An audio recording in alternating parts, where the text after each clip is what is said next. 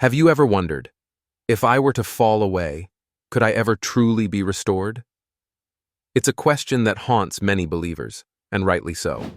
You're told that salvation is a gift, but what happens when you turn your back on it? What happens if you backslide into sin, drifting further and further away from God? Is it really possible to repent and return, or is there a point of no return? The answer might not be as comforting as you think. We often comfort ourselves with the thought that no matter how far we stray, God's arms are always open, waiting for us to repent. But the Bible also contains terrifying warnings about the consequences of falling away. Not every path leads back to God. For some, repentance becomes impossible, and for others, the road back is filled with pain and suffering. So the question is, if you backslide, can you be restored? And what does it take to truly repent? The danger of falling away. Before we explore the possibility of repentance and restoration, we need to understand the danger of falling away in the first place. The Bible is clear that turning away from God is not just a mistake. It's a dangerous and potentially damning choice. Hebrews 6:4-6 offers one of the most chilling warnings in Scripture. For it is impossible for those who have once been enlightened, who have tasted the heavenly gift, who have shared in the Holy Spirit, who have tasted the goodness of the Word of God and the powers of the coming age, and who have fallen away, to be brought back to repentance. To their loss, they are crucifying the Son of God all over again and subjecting him to public disgrace. Did you catch that? The word impossible stands out like a flashing red light. It is impossible for those who have once known the truth, experienced the power of God, and then fallen away to be brought back to repentance. The idea here is horrifying. If you fall away after truly knowing God, you're putting Christ to shame, as though his sacrifice wasn't enough for you the first time. This passage should shake you to your core. It speaks of people who were once saved, who knew God, who experienced the Holy Spirit, and yet chose to walk away. For them, repentance becomes impossible. Could you be one of these people? Could you be in danger of falling so far that there is no way back? What does it mean to fall away? Falling away doesn't happen all at once. It's not an immediate rejection of God, but often a slow, gradual decline. Maybe it starts with missing church, skipping your prayer time, or neglecting your Bible reading. Then you allow sin to creep back into your life, just a little at first. You tell yourself you'll repent later, that you can handle it. But before you know it, you're completely entangled in sin. You've drifted so far from God that the thought of returning seems impossible. Your heart hardens, and repentance feels like an unreachable goal. In Matthew 24:12, Jesus warns us that in the last days, because of the increase of wickedness, the love of most will grow cold. Could this be happening to you? Could your love for God be growing cold, making you vulnerable to falling away? True repentance requires godly sorrow. Let's be clear. Repentance isn't just feeling sorry for what you've done. It's not about feeling guilty because you got caught. True repentance is rooted in godly sorrow. This is the kind of sorrow that breaks your heart, not because of the consequences of your actions, but because you have grieved the heart of God. 2 Corinthians 7:10 explains the difference. Godly sorrow brings repentance that leads to salvation and leaves no regret, but worldly sorrow brings death. Godly sorrow is what leads to true repentance. It's a deep, soul-crushing awareness of how your sin has hurt God and how it has separated you from his love. This type of sorrow moves you to turn completely away from your sin and run back to God. But worldly sorrow is different. It's shallow, temporary, and focused on how sin affects you, not how it affects God. Worldly sorrow leads to death because it doesn't produce real change. The terrifying reality is that many people who fall away may feel sorry for their sins, but not in the way that leads to true repentance. They feel regret, but they don't experience the kind of godly sorrow that breaks the heart and turns the soul back to God. Can you reach a point of no return? Is there a point where repentance becomes impossible? The Bible gives us several warnings that suggest the answer is yes. Hebrews 10:26-27 says, If we deliberately keep on sinning after we have received the knowledge of the truth, no sacrifice for sins is left, but only a fearful expectation of judgment and of raging fire that will consume the enemies of God. Deliberate, willful sin is a sign of a heart that is hardening against God.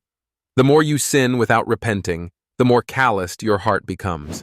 Each time you reject the Holy Spirit's conviction, you become less sensitive to it. Eventually, you might reach a point where you no longer feel convicted at all. At that point, repentance is no longer a choice you can make. Think of Pharaoh in the book of Exodus. The Bible says multiple times that Pharaoh hardened his heart against God. But eventually, it wasn't Pharaoh hardening his heart anymore. It was God. Exodus 9:12 says, "But the Lord hardened Pharaoh's heart." God gave Pharaoh over to his sin, and repentance was no longer an option for him. He had sealed his fate by repeatedly rejecting God's warnings. Could the same happen to you? Could you harden your heart so much that God eventually hands you over to your sin? This is the danger of living in unrepentant sin. It doesn't just affect your actions, it changes your heart. The cost of falling away. The cost of falling away is more than just a loss of peace or blessings in this life. It's a potential loss of eternal life. Jesus himself warned about this in Matthew chapter 7, 21-23. "Not everyone who says to me, 'Lord, Lord,' will enter the kingdom of heaven, but only the one who does the will of my Father who is in heaven. Many will say to me on that day, 'Lord, Lord, did we not prophesy in your name, and in your name drive out demons, and in your name perform many miracles?' Then I will tell them plainly, 'I never knew you. Away from me, you evildoers.'" Imagine standing before God on Judgment Day thinking you're saved, only for him to say, "I never knew you." These people knew about God. They even did works in his name, but they weren't truly living for him. They were living in sin, thinking they could repent later, but by then, it was too late. This is the cost of falling away. It's not just missing out on blessings in this life, it's risking your eternal soul. Is there hope for restoration? Now, here's the crucial question. If you've backslidden, can you repent and be restored? The answer depends on the state of your heart. Are you truly experiencing godly sorrow over your sin? Are you willing to forsake your old ways completely and run back to God with all your heart? If you still feel convicted, if your heart still breaks for the way you've grieved God, there is hope. Psalm 51 is a beautiful example of true repentance. After committing adultery and murder, King David cried out to God, "Create in me a pure heart, O God, and renew a steadfast spirit within me. Do not cast me from your presence, or take your Holy Spirit from me. Restore to me the joy of your salvation, and grant me a willing spirit to sustain me." Psalm 51, 10-12. David understood the seriousness of his sin.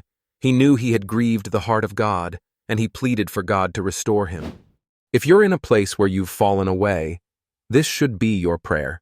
Ask God to create a pure heart within you. Ask him to renew your spirit and restore your relationship with him. The urgency of repentance. But don't wait.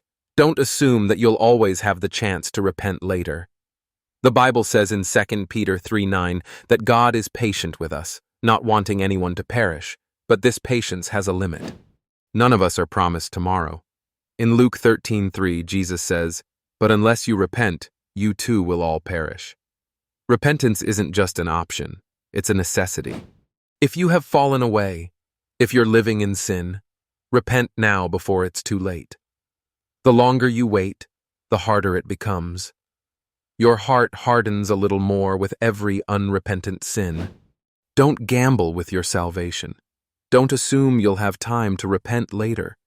The Bible warns that Jesus will return like a thief in the night.